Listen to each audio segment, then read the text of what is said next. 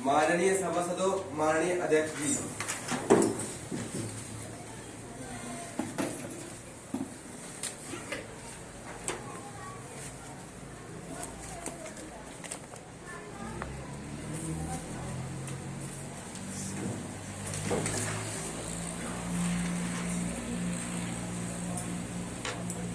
माननीय सभासदों, मैं अपने सभी सांसदों एवं बाहर से आए हुए अतिथियों का इस सदन में पधारने पर हार्दिक स्वागत करती हूं और इसी के साथ आज की कार्यवाही को शुरू करने की घोषणा करती हूं। महासचिव जी, नवनिर्वाचित सांसदों को शपथ ग्रहण करवाएंगे। मैं सबसे पहले सिरसा निर्वाचन क्षेत्र से चुनकर आए युवा सांसद सुखदेव को संसद की सदस्यता ग्रहण करने के लिए आमंत्रित करती हूँ।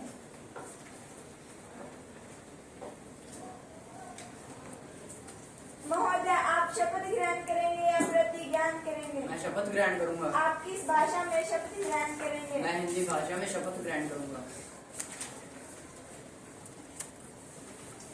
मैं सुखदेव सुपुत्र श्री वकील सिंह, जो सिरसा निर्वाचन क्षेत्र से इस युवा संसद के लिए निर्वाचित हुआ हूँ, ईश्वर की शपथ लेता हूँ और सत्यनिष्ठा से प्रतिज्ञा करता हूँ कि विधि द्वारा स्थापित भारत के संविधान के प्रति श्रद्धा एवं निष्ठा रखूंगा।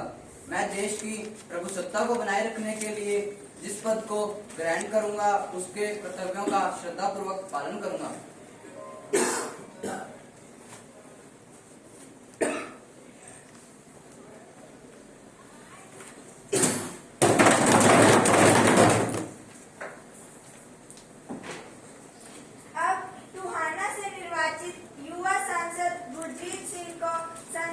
सदस्यता ग्रहण करने के लिए आमंत्रित किया जाता है।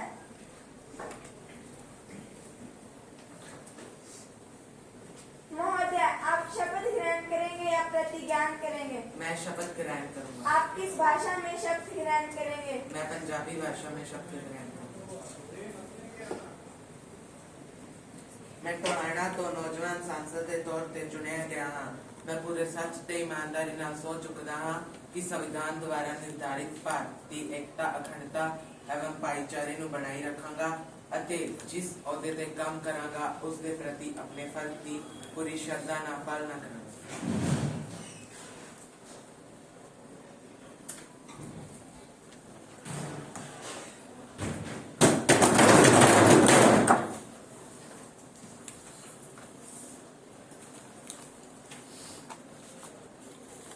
सम्मानित सभासदों, आपको यह जानकारी देते हुए मुझे अपार हर्ष व खुशी महसूस हो रही है कि आज सदन की कार्यवाही को देखने के लिए रूस के प्रधानमंत्री मिखाइल मिशुस्तिन व श्रीलंका के प्रधानमंत्री दिनेश गुणवत्ता मेहमान के रूप में उपस्थित हैं। यहाँ पधारने पर मैं समस्त सदन की तरफ से इनका हार्दिक स्वागत करती हूँ व धन्यवाद देती हूँ कि इन्होंने हमारे लिए मुखातिब होकर सदन की शोभा बढ़ाई है। इनके आगमन से भारत के रूस व श्रीलंका सरकार के संबंधी के बीच मधुरता आएगी। माननीय सांसदों, बड़े भारी व दुखी मन से आपको सूचित किया जाता है कि श्री मुलायम सिंह जी यादव का यूपी से निधन हो गया है। वे राष्ट्र के बड़े सम्मानित नेता थे। उनके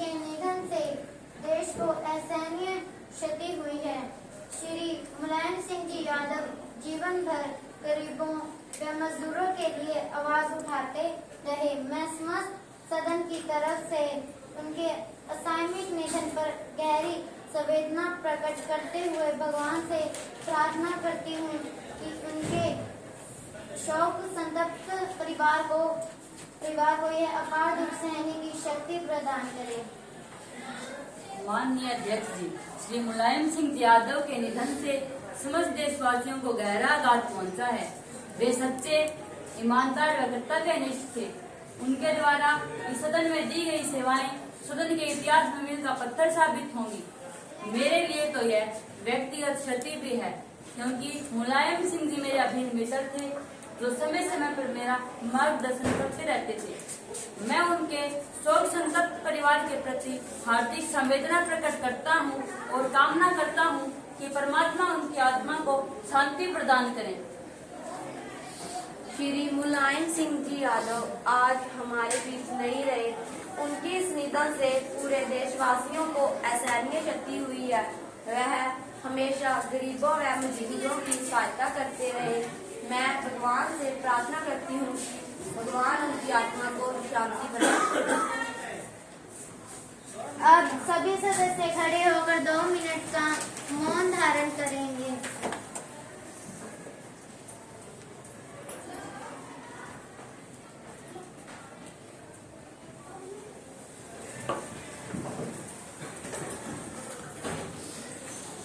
महासचिव जी, इस शोक प्रस्ताव को दिवंगत सांसद के परिवार को भिजवा दिया जाए। जी महोदय। महासचिव जी, आज की संसद की कार्यवाही के परिपत्र आप सदन में वितरित करवा दें।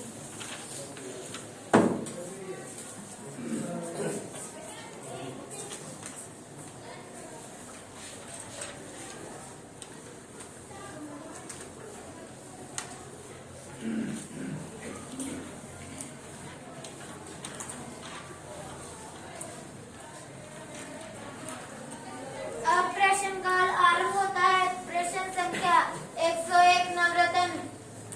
अध्यक्ष जी, मैं आपके माध्यम से माननीय प्रधानमंत्री जी से पूछना चाहता हूं कि भ्रष्टाचार जो देश को दिमक की तरह खा जा रहा है, इसको रोकने के लिए सरकार कौन कौन से कदम उठा रही है तथा विदेशों में जमा काला धन देश में वापस लाने के लिए सरकार क्या क्या प्रयास कर रही है। आपने चुनाव से पहले वादे किए थे, क्या वो वादे पूरे हुए? नहीं। वो वादे कब पूरे होंगे? आपने कहा था विदेश में जाऊंगा, काला धन देश में वापस लेके आऊंगा। क्या काला धन देश में आया? नहीं आया। आपने और कहा था प्रत्येक व्यक्ति के खाते में 10 लाख रुपए आएंगे। क्या वो 10 लाख रुपए आए? नहीं आए। इसका जवाब दीजिए।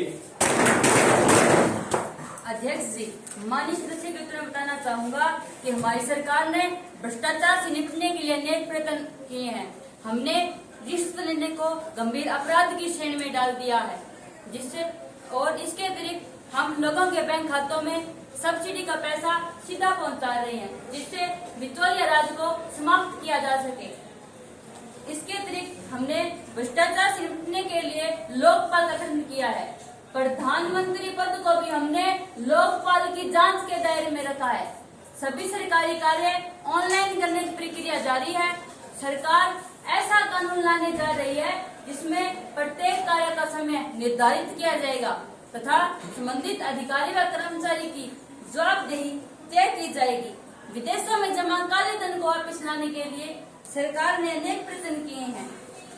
इसके लिए कार्यबल गठित किया गया है, जिसकी रिपोर्ट 3 महीनों में प्राप्त हो जाएगी। इसके पश्चात सरकार आवश्यक कार्यवाही करेगी। प्रश्न संख्या 102 अक्षय। अध्यक्ष जी, हम गृह मंत्री जी से पूछना चाहते हैं कि देश में आज कई स्थानों पर अराजकता की स्थिति है और लगभग 7-8 राज्य नस्लवाद की समस्या से ग्रस्त हैं। लूटपाट की घटनाएं बढ़ती जा रही हैं और आम आदमी अपने आप को असुरक्षित महसूस कर रहा है। आंतरिक सुरक्षा की स्थिति को सुधारने के लिए सरकार क्या प्रयास कर रही है, कृपया बताएं। माननीय सभासदों, देश की आंतरिक सुरक्षा हमारी सरकार की सबसे बड़ी प्राथमिकता है। हम पुलिस की आधुनिकीकरण के कार्य में बड़ी तेजी से लगे हुए हैं। अपराध को कम करने के लिए पुलिस बल के प्रशिक्षण का कार्य भी जारी है। पुलिस को आम जनता के प्रति अधिक संवेदनशील बनाने के प्रयास जारी हैं तथा जिन राज्यों में नक्सलवाद की समस्या है वहां की सुरक्षा व्यवस्था कड़ी की गई है। उन राज्यों के विकसित होने के साथ साथ देश के युवाओं को रोजगारी के अवसर उपलब्ध करवाने के लिए धन की व्यवस्था की गई है ताकि युवा मुख्य धारा से जुड़े रहें और आतंकवाद के मार्ग पर न जाएं। पुराने पड़ चुके सुरक्षा कानूनों पर भी पुनः विचार करने के लिए समिति का गठन किया गया है। कोई पूरक प्रश्न पूछना चाहता है? हाँ, मैं पूरक प्रश्न पूछना चाहता हूँ। अनुमति है। अध्यक्ष महोदय, माननीय गृह मंत्री जी का उत्तर संतोषजनक नहीं है। पूरे देश में आज भी महिलाएं सुरक्षित नहीं हैं।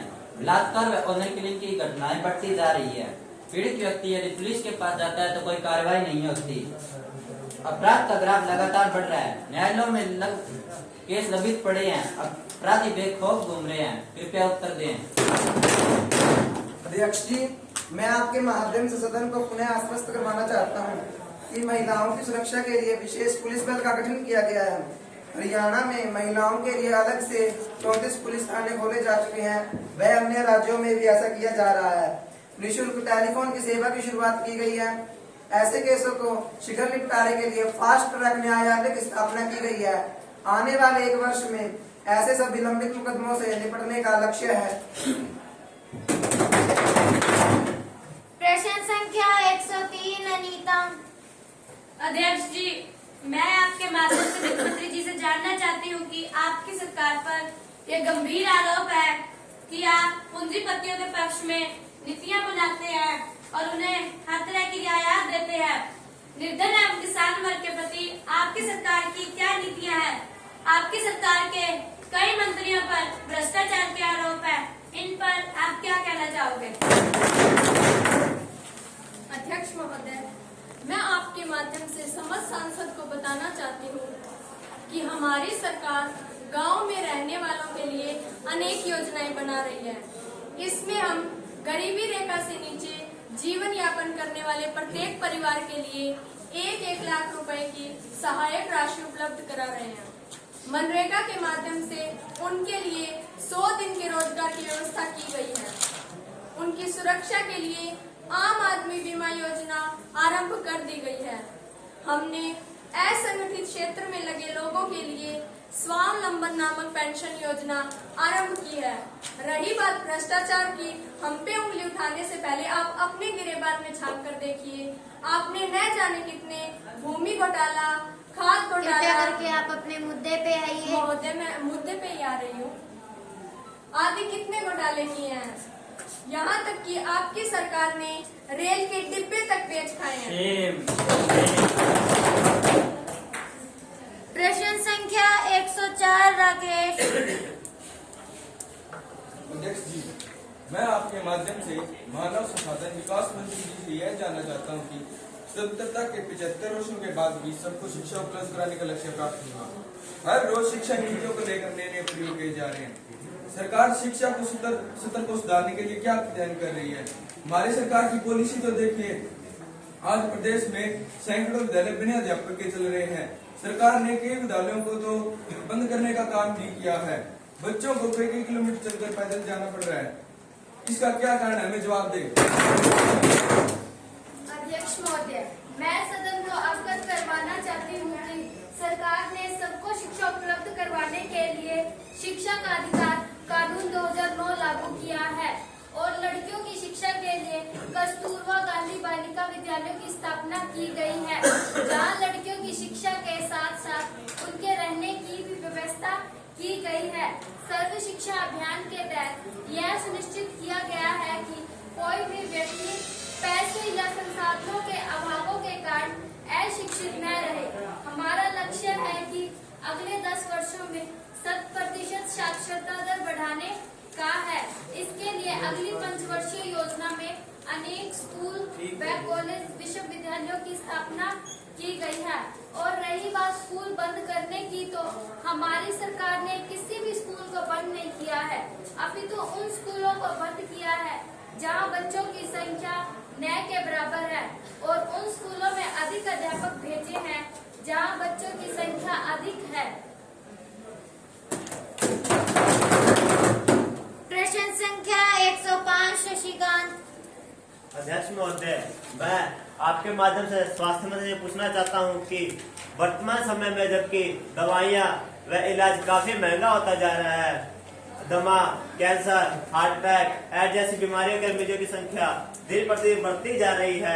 यहाँ तक तो हमारे देश की पशुएं भी स्वस्थ नहीं है, पशुओं को लंबी ऐसी घातक बीमारी फैल रही है और यह भैंस ज्यादातर गायों और भैंसों में फैल रहा है और गायों का दूध पीकर छोटे छोटे बच्चे बीमार होते जा रहे हैं और कोविड-19 के मरीजों की संख्या दिन प्रतिदिन बढ़ती जा रही है और अच्छे हॉस्पिटलों की कमी है। ऐसे में एक आम आदमी अच्छा उपचार पाने का प्रयत्न कैसे करे? कृपया जवाब दें। अध्यक्ष जी, मैं माननीय सांसद की चिंता से सहमत हूँ। हमारा स्वास्थ्य विभाग लोगों के स्वास्थ्य एवं बेहतर उपचार को लेकर अत्यंत संवेदनशील है।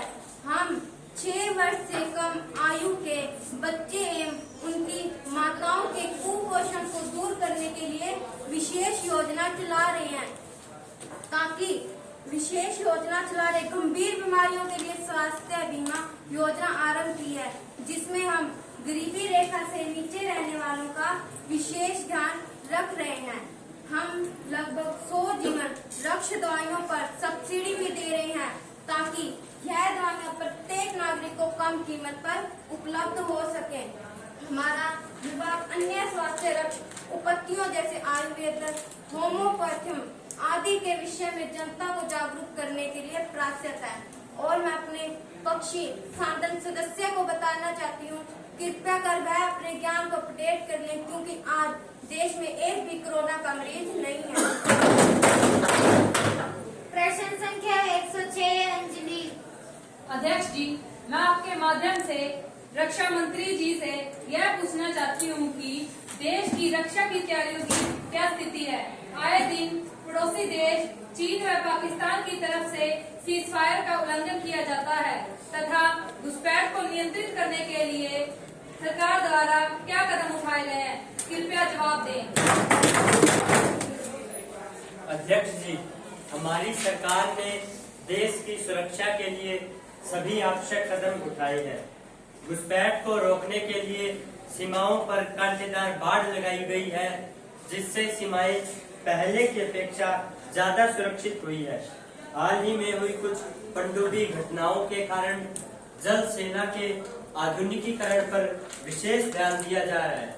हम यह भी प्रयास कर रहे हैं कि रक्षा उपकरण हमारे देश में ही बने।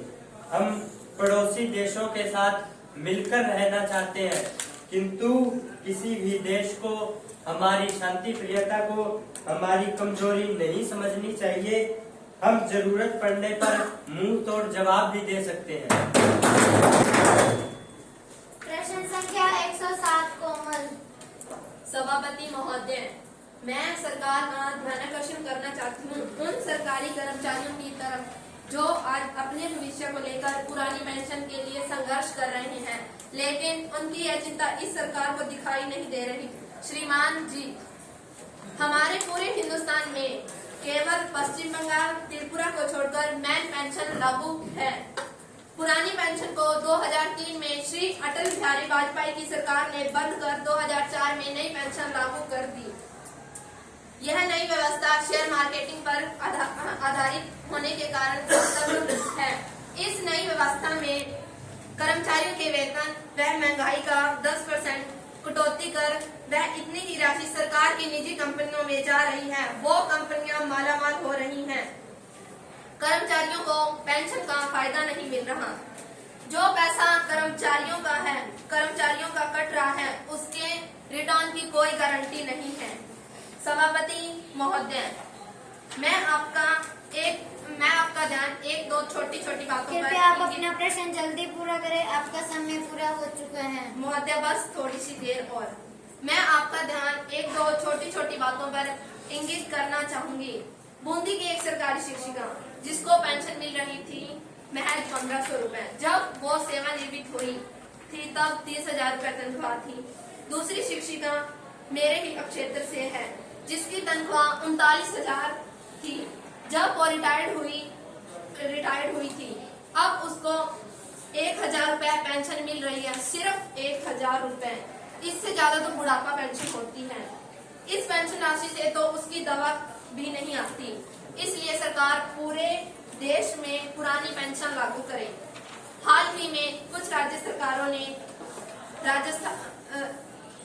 राजस्थान, पंजाब, झारखंड में पुरानी पेंशन लागू कर दी है। मैं उन सरकारों का धन्यवाद करना चाहती हूँ। पश्चिम बंगाल में पहले से पुरानी पेंशन लागू है। अगर कोई बाधा होती तो वहाँ पुरानी पेंशन लागू नहीं होती। अब बारी केंद्र सरकार की है। वो कर्मचारियों को उनका अधिकार, उनके बुढ़ापे का सारा ओल्ड पेंशन वापस लौटाए। अध्यक्ष महोदय, मैं आपके माध्यम से समस्त सदन को बताना चाहती हूँ कि सरकारी कर्मचारियों की पुरानी पेंशन स्कीम को बंद करने और नई पेंशन स्कीम को लागू करने का निर्णय पूर्व सरकार का था। अध्यक्ष महोदय, सरकार पुरानी पेंशन स्कीम को वापस लाने पर गंभीरता से विचार कर रही है। अध्यक्ष महोदय, हमने पुरानी पेंशन स्कीम के लिए एक कमेटी गठित कर दी गई है। कमेटी जैसे ही अपनी रिपोर्ट पेश करेगी, सरकार उस पर गंभीरता से विचार करेगी।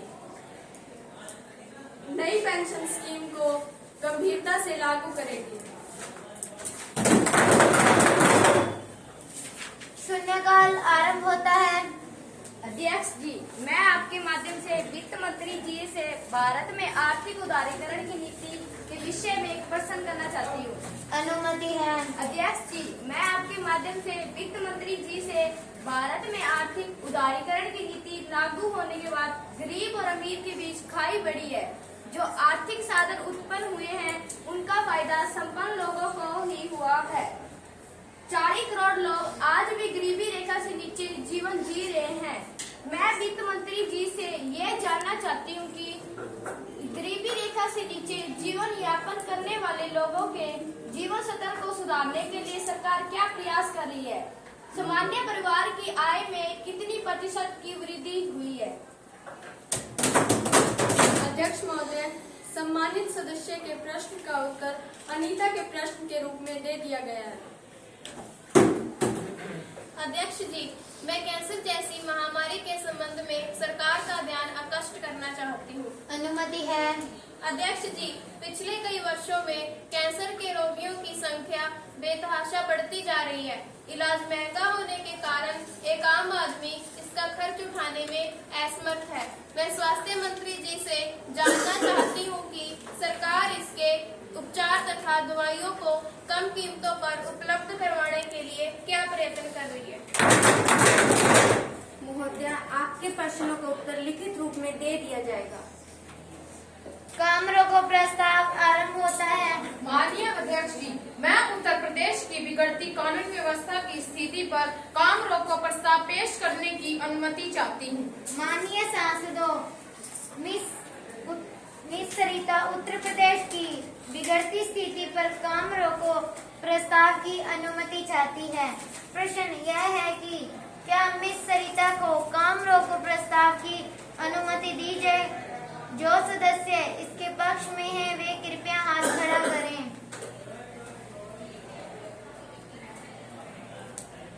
सभासदों, इस प्रस्ताव के लिए हाँ कहने वालों का बहुमत है, हाँ कहने वालों का बहुमत है, हाँ कहने वालों का बहुमत है। अब सदन स्थगित किया जाता है।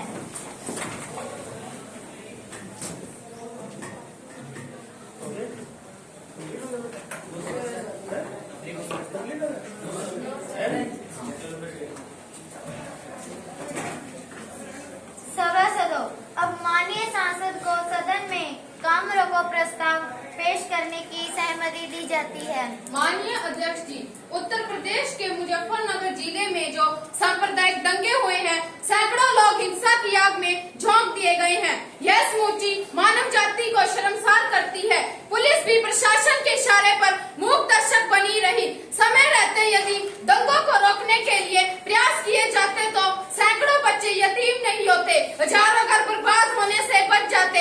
इसके अतिरिक्त पिछले 2 वर्षों में 150 दंगे हो चुके हैं। यह कैसी धर्मनिरपेक्ष सरकार है जो लोगों की धार्मिक आस्था की सुरक्षा करने में असमर्थ है?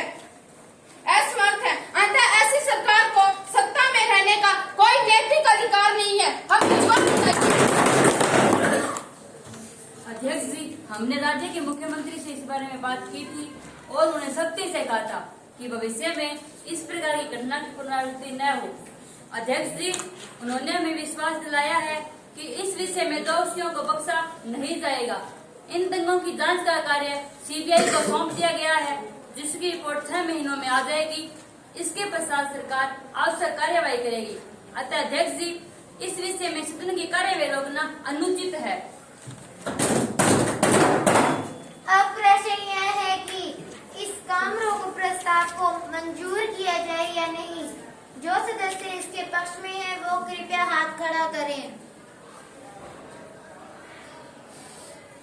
सभासदों, इस प्रस्ताव के लिए नहीं कहने वालों को बहुमत है, नहीं कहने वालों को बहुमत है, नहीं कहने वालों को बहुमत है। अतः यह प्रस्ताव बहुमत से अस्वीकार किया जाता है। माननीय सभासदों, अब विधि कार्य आरंभ होता है। माननीय गृह मंत्री जी विधेयक सदन में रख सकते हैं। प्रस्तावित विधेयक राष्ट्रीय नागरिकता पहचान पत्र कानून से संबंधित है। इस पहचान पत्र को आम भाषा में आधार कार्ड के नाम से जाना जाएगा। इस विधेयक का उद्देश्य है कि भारत के सभी नागरिकों के पास एक पहचान पत्र हो, एक समान पहचान पत्र हो, जहां देश के सभी नागरिकों को अपनी पहचान करने में सरलता होगी। वहीं अवैध तरीके से रह रहे विदेशी नागरिकों पर नकल कसी जा सकेगी। आज देश में विदेशी घुसपैठियों की समस्या अत्यंत गंभीर रूप धारण कर चुकी है। उत्तर पूर्वी राज्य जैसे असम और त्रिपुरा आदि में बांग्लादेशी घुसपैठियों के कारण जनसंख्या का संतुलन बिगड़ गया है। स्थानीय भ्रष्ट अधिकारियों से मिलकर ये झूठे राशन कार्ड आदि भी बनवा लेते हैं। कई तो इनमें से अधिकतर तो आपराधिक कार्य में लिप्त हैं। आज जबकि भारत में आतंकवाद एवं नक्सलवाद बढ़ रहा है, विदेशी नागरिक की पहचान करना और भी आवश्यक हो गया है। अतः नागरिकता पहचान पत्र होना आवश्यक है। अध्यक्ष जी, मैं इस विधेयक को पुनः स्थापित करने की अनुमति चाहता हूँ। माननीय सभासदों, अब विधि कार्य आरंभ होता है। माननीय गृह मंत्री जी विधेयक नागरिकता पहचान पत्र विधेयक सदन में रख सकते हैं। प्रश्न यह है कि मंत्री महोदय को नागरिकता पहचान पत्र को पुनः स्थापित करने की अनुमति दी जाए। जो विधेयक के पक्ष में है कृपया हाथ उठाकर सहमति दें। हाँ कहने वालों का बहुमत है, हाँ कहने वालों का बहुमत है, हाँ कहने वालों का बहुमत है। विधेयक को रखने की अनुमति दी जाती है। अध्यक्ष जी, मैं नागरिकता पहचान पत्र विधेयक पुनः स्थापित करता हूँ। ध्यानाकर्षण आरंभ होता है। अध्यक्ष जी, मैं सदन का ध्यान एक अति महत्वपूर्ण विषय की ओर खींचना चाहती हूँ। अध्यक्ष जी, अनुमति है? अनुमति है। अध्यक्ष जी, मैं सदन का ध्यान मैं सरकार का ध्यान आवश्यक वस्तुओं की बढ़ती कीमतों की तरफ दिलाना चाहती हूँ, जिससे आम आदमी के जीवन में त्राही मच रही है। प्याज का उत्पादन केवल 4% कम हुआ है और महंगाई 200% बढ़ चुकी है। 1 किलो टमाटर 1 लीटर पेट्रोल से महंगा हो चुका है। फल तथा सब्जियां गरीब की थाली से गायब हो चुकी है। सरकार जमाखोरों पर लगाम लगाने में असमर्थ है, जिससे सरकार की नीयत पर संदेह पैदा हो गया। सरकार पूंजीपतियों के हाथों खेल रही है। अध्यक्ष जी, सरकार ये बताने की कृपया करे कि आम आदमी के लिए अच्छे दिन कब आने वाले हैं। अध्यक्ष जी, मैं आपके माध्यम से सदन को बताना चाहता हूँ कि महंगाई की समस्या हमें विरासत में मिली है। अतः इसको नियंत्रित करने में कुछ समय लगेगा, फिर भी हम हर संभव प्रयास कर रहे हैं। किसानों को परंपरागत फसलों के बजाय तिलहन और तंत्र आधारित फसलों तथा नकदी फसलों जैसे फल और सब्जियों के लिए उत्साहित किया जा रहा है।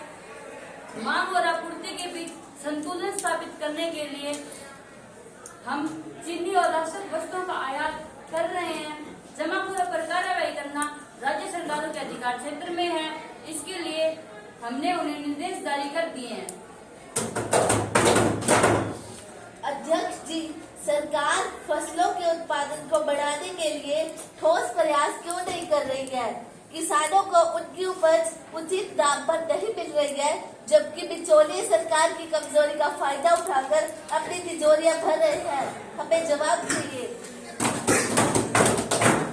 अध्यक्ष महोदय, मैं आपके माध्यम से सम्मानित सांसद को बताना चाहती हूँ, जहाँ तक फसलों के उत्पादन का प्रश्न है, देश की 60% कृषि वर्षा पर निर्भर करती है और इस वर्ष मानसून कम होने से 10 राज्य सूखे की चपेट में हैं। बिचौलिए राज को समाप्त करने के लिए सरकार में संशोधन किया गया है। सांसद इस पर कार्य करेंगे। निम्नलिखित प्रपत्र सदन के पटल पर रखे जाएं। रक्षा मंत्री आतंकवाद के मुद्दे पर प्रवर समिति की रिपोर्ट सदन के पटल पर रखें। गृह मंत्री संघ लोक सेवा आयोग द्वारा दी गई भाषाई मुद्दे पर रिपोर्ट सदन के पटल पर रखें। माननीय सभासदों, अब विधि कार्य आरंभ होता है। माननीय गृह मंत्री जी विधेयक में सदन में रख सकते हैं। प्रस्तावित विधेयक राष्ट्रीय नागरिकता पहचान पत्र कानून से संबंधित है। इस पहचान पत्र को आम भाषा में आधार कार्ड के नाम से जाना जाएगा। इस विधेयक का उद्देश्य है कि भारत के सभी नागरिकों के पास एक समान पहचान पत्र हो। इससे जहां देश में नागरिकों को अपनी पहचान करने में सरलता होगी, वहीं अवैध तरीके से रह रहे विदेशी नागरिकों पर नक्सल कसी जा सकेगी। आज देश में विदेशी घुसपैठियों की समस्या अत्यंत गंभीर रूप धारण कर चुकी है। उत्तर पूर्वी राज्यों जैसे असम और त्रिपुरा आदि में बांग्लादेशी घुसपैठियों के कारण जनसंख्या का संतुलन बिगड़ गया है। स्थानीय भ्रष्ट अधिकारियों से मिलकर ये झूठे राशन कार्ड आदि भी बनवा लेते हैं। इनमें से अधिकतर आपराधिक कार्य में लिप्त हैं। आज जबकि भारत में आतंकवाद और नक्सलवाद बढ़ रहा है, विदेशी नागरिकों की पहचान करना और भी आवश्यक हो गया है। नागरिकता पहचान पत्र होना अति आवश्यक है। अध्यक्ष जी, मैं इस विधेयक को पुनः स्थापित करने की अनुमति चाहता हूँ। माननीय सभासदों, गृह मंत्री जी ने राष्ट्रीय नागरिकता पहचान पत्र विधेयक सदन में रखा है। प्रश्न यह है कि मंत्री महोदय को नागरिकता पहचान पत्र को पुनः स्थापित करने की अनुमति दी जाए। जो विधेयक के पक्ष में हैं, वे कृपया हाथ उठाकर सहमति दें। हाँ कहने वालों का बहुमत है। हाँ कहने वालों का बहुमत है। हाँ कहने वालों का बहुमत है। अतः विधेयक को रखने की अनुमति दी जाती है। अध्यक्ष जी, मैं नागरिकता पहचान पत्र विधेयक पुनः स्थापित करता हूँ।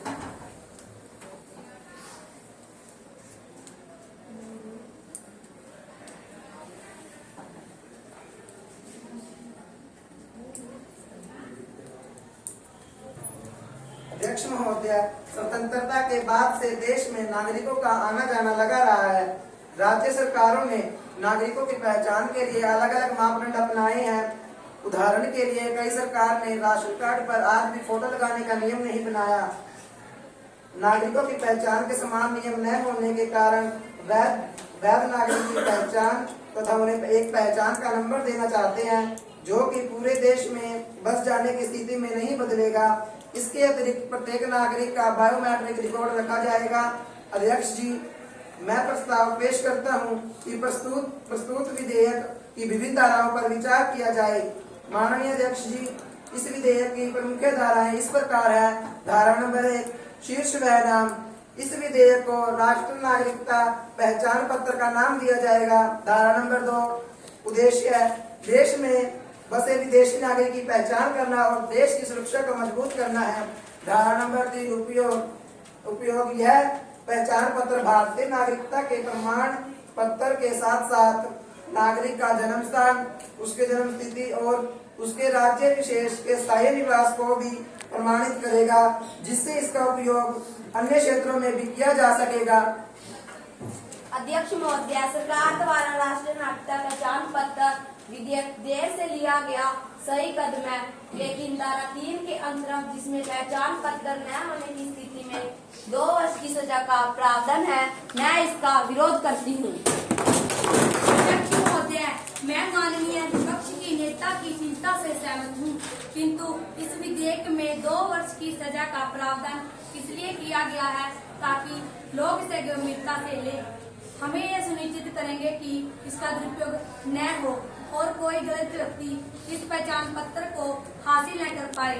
इस देश में तथा आतंकवाद तथा घुसपैठ की समस्या का विकराल रूप धारण कर चुकी है। हम प्रत्येक नागरिक के रिकॉर्ड को ऑनलाइन करना चाहते हैं ताकि अपराधियों को सरलता से पकड़ा जा सके। अध्यक्ष महोदय, मैं इस विधेयक के पक्ष में तो हूँ, किंतु मैं सरकार से ये पूछना चाहती हूँ कि सरकार ने घुसपैठ की समस्या को इतना क्यों बढ़ने दिया। मुझे तो सरकार की मंशा पर ही संदेह लगता है कि सरकार अवैध रूप से घुस आए लोगों को पहचान पत्र थमाकर उन्हें नागरिकता प्रदान कराना चाहती है और इसमें सरकार की केवल वोट बैंक प्राप्त करने की राजनीति नजर आती है। माननीय अध्यक्ष जी, मुझे लगता है सम्मानित सदस्य बैठ गए। ये बिल के सकारात्मक पहलुओं पर बातचीत करने की बजाय सरकार के विरुद्ध बेतुका प्रचार करने में लग गए हैं। मैं सदन को इस तथ्य से अवगत कराना चाहती हूँ कि समय समय पर देश में अलग अलग दलों की सरकार रही है, इसलिए इस समस्या के लिए अकेले हमें ही उत्तरदायी रहना गलत है। मैं इस समय आवश्यकता इस बात की है कि इस समस्या की सामूहिक जिम्मेवारी ले और देश के भविष्य को बचाने के लिए इकट्ठे होकर कार्य करें। सांसदों, अब प्रश्न ये है कि राष्ट्रीय नागरिकता पहचान पत्र विधेयक पारित किया जाए। जो इस विधेयक के पक्ष में है वे कृपया हाँ कहें। जो इसके विपक्ष में है वे कृपया ना कहें। मैं समझती हूँ कि हाँ कहने वालों का बहुमत है, हाँ कहने वालों का बहुमत है, हाँ कहने वालों का बहुमत है।